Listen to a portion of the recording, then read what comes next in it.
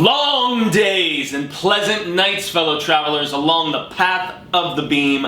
I am known on this level of the tower as Jaime and Fuego, and if it please you, join me here for some new palaver here on Hail to Stephen King, El Rey, Sai King, my dude, and a guy that I have been discussing for quite a while here on the horror show. Bienvenidos and welcome.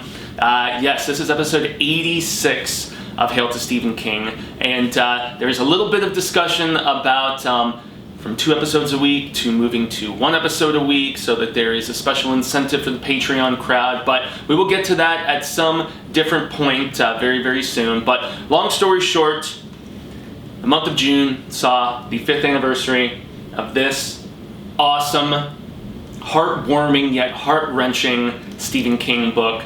Joyland came out in June of 2013, and I read it a couple years ago, and I just got done rereading it this past week before this episode came out, and I have to say it almost hit a little bit harder than the previous time because I'm a few years older now, and the thing that this book does so delightfully and yet so gruelingly, I guess to some degree, is the reflection of adolescence and just learning lessons in those years and kind of growing up, you know? Well, I guess this is growing up. And that's what happens with Devin, who is the lead character in this particular book. So this is not a Stephen King horror book, although it does get to some horror elements eventually. It's his second release from, I believe it's Hard Case Crime. Yeah, so this is not from his regular publisher. He had done something previously with them called The Colorado Kid, this was only like 300 pages even in the hardcover format, the illustrated one that I have here.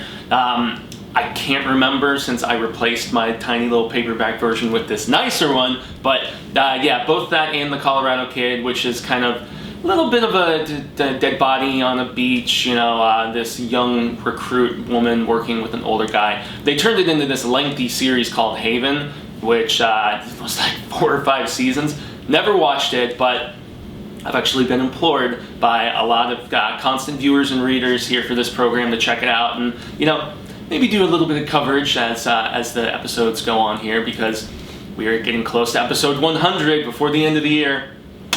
Thanks so much to all of you for the support, the kind words of encouragement, and, you know, the constant viewership. But so Devin, as I was saying, in this story, which is not really horror at all, more so a drama, more so along the lines of like a Stand By Me in tone, you know, albeit he's in college, you know, about halfway through.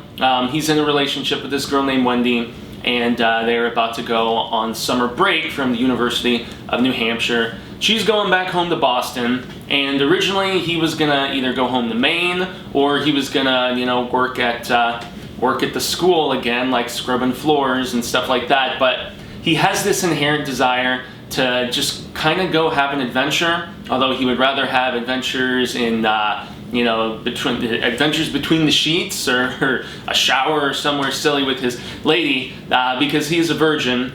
And it's funny, early on there's this quote where he's like, you know, what is wrong with me? I keep just asking myself, you know, why am I not good enough? Why does she not seem to be attracted enough to me? You know, and he describes himself as gallant, you know, so he's not like particularly pushing for it despite the fact that he wants it. And hey, that's a gentleman right there. But the difference in all of that being that, you know, Sai King goes on to say, but, you know, the gallant never get laid in their younger years or whatever. But by this point, he's 21, and so he's still not there. Yeah, you know, who are we to criticize anything of that nature? However, it's something that weighs heavily on his heart and probably his nuts as well, not to get too nasty about it. But he sees an ad in this paper for a job opportunity working in North Carolina at, it's either north or south. God damn it, I keep forgetting, even though I just got done rereading this, but they constantly refer to it as Carolina, and they're like right near the coast and everything. But yeah, it's at this old theme park called Joyland. It's been around for a while, and it's having having business trouble competing with like the Disneys and the Knott's Berries of the world, which kind of makes sense because, you know, smaller places like this eventually did, you know, kind of fall out. I mean, we still have one here in, it's here in Arizona in the Phoenix area. It's called Castles and Coasters, but it's not like super theme park old school status like this. The book also, as I should mention, takes place in 1973, so it's very much cut from that same ilk. I was getting a lot of Hearts in Atlantis vibes from this too, like big time, especially the second story, which is called Hearts in Atlantis, about, you know, this protagonist who goes and gets addicted to the game of hearts with all these guys in his dorm, and they are all starting to fail their classes and stuff. So this is cut from the same cloth, as I said, very much so. But so at the behest of his lady friend, who doesn't want to get down on the get down with him, doesn't seem too interested, she's like, go have an adventure, it'll be fun, you'll like it. And so he's bummed about that, but he takes her advice and he goes to work at this aging theme park. And he encounters all kinds of weird carny characters and stuff. Now this guy Eddie, who is like a total a-hole to him like the whole damn time.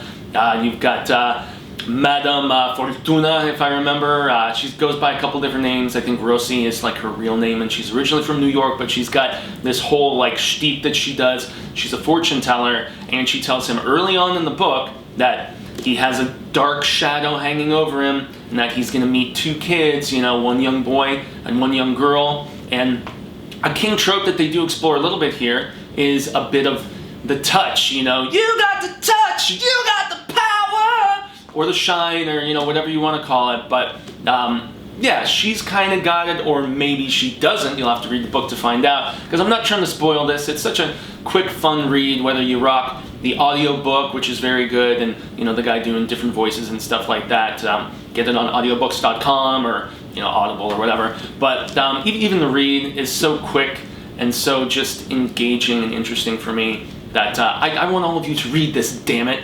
But so he gets this cryptic message at, you know, at the beginning of the book when he first goes and like tours the place, and he gets hired on. He's got the experience with like the lifeguard CPR training, and, you know, the fact that he'd worked doing like janitorial stuff before, because he's basically going to be like an everyman at the park. He's going to help out with all kinds of different things, from cleaning up crap, and maybe even at some point as he learns more, working on some of the rides and whatnot, but also being an entertainer. And the entertainer job that he ends up falling into, putting on the fur, wearing the fur, as he calls it, as Wally, this like mascot dog type thing. You can only imagine working in the summer out in the heat, and especially in the South where it's so humid in a theme park like that. Like, one of the few advantages we have here in the deserts of Arizona is it's dry heat, man. You know, to quote you know, Bill Paxton's Hudson from Aliens. But yeah, I couldn't even imagine dealing with all that humidity, with like almost 100% humidity, and you're just like sticky all the time if you're in like Georgia or the Carolinas or Florida or whatever. But he endures, and he does it, and he makes some good friends, you know. Aaron and Tom, specifically Tom Kennedy, which the name cracks me up the whole time, but he's kind of got the hots for the girl initially, and I don't know if it ever really goes away, but then again, he's all lovelorn and upset about, you know, the crumbling relationship of his with Wendy, you know, and the fact that he's not hearing from her as the summer goes on and whatnot. But so yeah, Aaron and Tom start to, you kind of get a vibe that there's a connection there without spoiling anything really.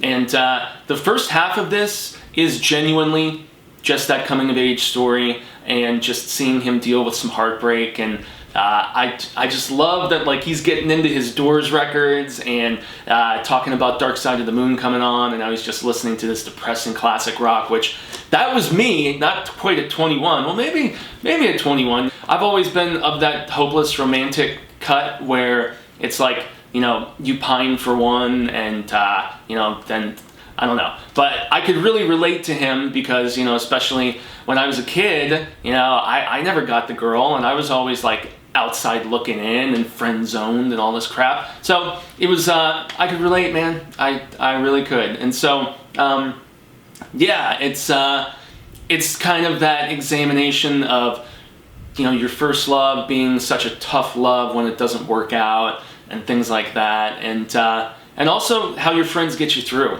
It's really about that, and how yeah, you just have to keep the course, man, and it's very, very important.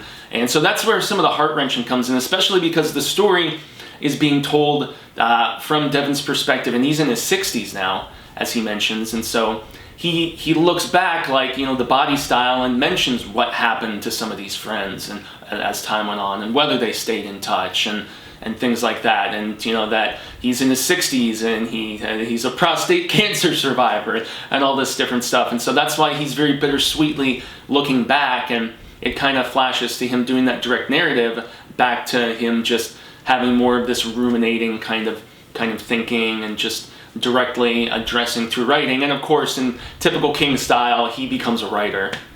Yes, King is not without his beats that he hits from time to time, but he's never really told a story in this setting, which is one of the reasons why I liked it. I mean, he has told these period pieces in his later years where he's like looking back and whatnot, but I like that kind of stuff, man.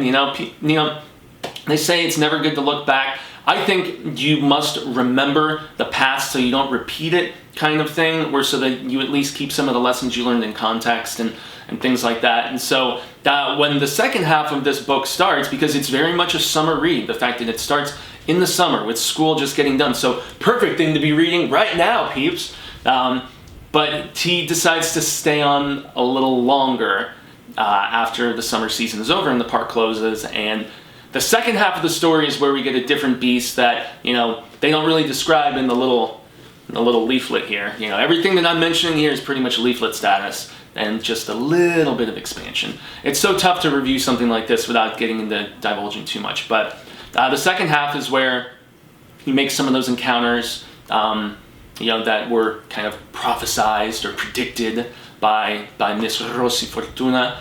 And it turns into a very different book. It has there's like a haunted element to a particular ride, and that is mentioned in the leaflet. And so that's where we kind of start to experience that. That's where we get kind of the hard case crime aspect to it, and investigative aspect that starts to go down, but also this relationship that he forms with this young, possibly terminally ill child. They show signs of hope, and you have to read to find out what ends up happening, and with his mother. And the mother is like in her 30s and a former wild child, and she really doesn't like Devon, but you can tell maybe there might be a connection. Yeah, you'll have to read to see if it becomes friendship or something more, but with the woman and with her child. So the second half is very, very different, I must say. It's more so the acceptance of the lessons that you've learned and that you see like right on the horizon, instead of just the wide-eyed innocence that is being kind of tainted and matured a little bit, like you see in the first half of the book. So I love this book. I really, really do. And it's, once again, King work, getting you in the feels, y'all. Like, seriously. And as I said before, it's a short read. It's not going to take up too much of your time. And the climax is quite thrilling. I enjoyed it. It went to places that I was not initially expecting, as just kind of almost dreamlike at times, and just innocent, I guess, as things initially start. So this illustrated edition, though, that I got to talk about, seriously, I'm gonna have to zoom into the camera a little bit to just show you all proper. But I mean, just some of these black and whites and stuff that they added to this release are just fantastic. I mean, yes, there you've got the fortune teller lady. It's so tough with the lighting in here. But also on the back, you've got this badass map of the park. It's rad status. I love this edition. I cherish it. I know that there's a couple different versions of the illustrated edition. I think there's like a signed one with a different cover and whatnot. But yeah, this had all of the bonus sketches and stuff that I needed. And yeah, revisiting this book, it made me feel young but yet older at the same time, because it's like you look back and you're recapturing the youth and that feeling that you had within it, where you're like, you're heartbroken about the girl and you're just entrenched in your music, and maybe you're just not handling it as well as you should, and perhaps being a little self-destructive, which is silly, but it's easy to fall into. When you love hard, damn right, you love hard. and you hurt hard afterwards. But yeah, this book is it's just that perfect balance of just sweet and sad.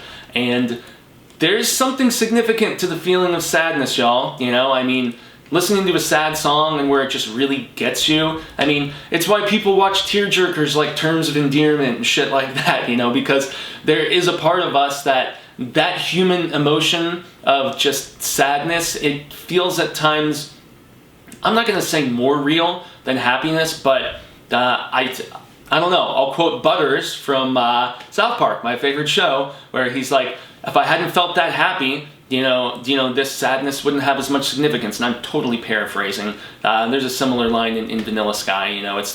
It's the sad stuff. It's those, it's the bitter and tough moments that make the better ones in our lives just that much more just relevant. And, if everything was, good all the time, I really, don't think you would appreciate it as much, if not for just the ebb and flow and the balance. Balance is a word that I like to use all too often in my life, because it's something that all of us have to strive for in many ways. And balance of King coverage here is something that I want to strive for more in the future. I don't know if we're going to end up being, a 1 week and then Patreon. It's something that Cecil and I are discussing with the different tiers and things like that. Who knows? Maybe I'll just bust butt and do like a third a week or something. But I don't know. I'm a busy guy, with the band and various other things. So we shall see. It is still an open dialogue that is going down, but I have to extend, first and foremost, a grande gracias to everybody tuning in for this coverage of Joyland for its 5-year anniversary. It was a blast to reread it, and I encourage all of you to do so as well. I have a very, very special episode that is a much requested episode. Rob Cordroy, my buddy Rubber Soul. I think you know what this episode might be. Swing, swing, it's something music related, and it's going to be very fun, and I very much look forward to it. It's entailing a lot more effort and research than I had initially thought it was going to be, because I thought it was going to be a little more all-encompassing, and now I'm centralizing and specializing the video, I guess, just to give a little hint. I want it to be a surprise for all of you. But yes, that grande gracias once more to all of the readers, viewers, and obviously to Sai King for writing this terrific book. I have been Jaime in Fuego, and you can find me on all social media sectors: Twitter, Instagram, Facebook, YouTube, and yeah, please like, share, follow. If you share this video, please be sure to do so. Hashtag Hail to Stephen King. I've been trying to be a little bit more active on the Hail to Stephen King Facebook group that I put together, trying to at least throw something up daily, and maybe even more so when we've got, a new video that comes up, or if there's a cool bit of King news or something like that. And I want to see all of you on there. Let's throw on our memes, our quotes, our fan art stuff that we dig. I mean, whether it's Dark Tower, Pet Cemetery, or, just your love of Joyland and a particular point in it that you just enjoyed and just really hit you in the feels yourself. So if you haven't subscribed here on The Horror Show, please do so. We appreciate all of the support here for 2 to 3 episodes a day a lot of the time. The most recent review that we did, I was not able to attend the premiere with them. We had Marsha and Cecil go. It was for The First Purge. It is the film that is not for everybody, and not every entry has been for me. But yeah, I know that it's very popular. It's from the Blum houses and whatnots, and so if you're inclined to check out a regular review or a spoiler review, please do so. Hit that bell so you get the notification once you're a subscriber of all of the instances when we put up this new content for all of you, so you don't miss a Hail to Stephen King video or any of the other kick-ass scarific coverage that we do on here. So I have to say once more, until the Wheel of Ka comes around once more, I hope that we have been well met. And hasta luego, cinemigos, constant readers and viewers alike all across the globe. I hope that we get to connect sooner rather than later. And until that awesome instance transpires, remember, stay scared and read Stephen King's Joyland. It's damn good. Not for every Fright fan, but good storytelling, it's in here.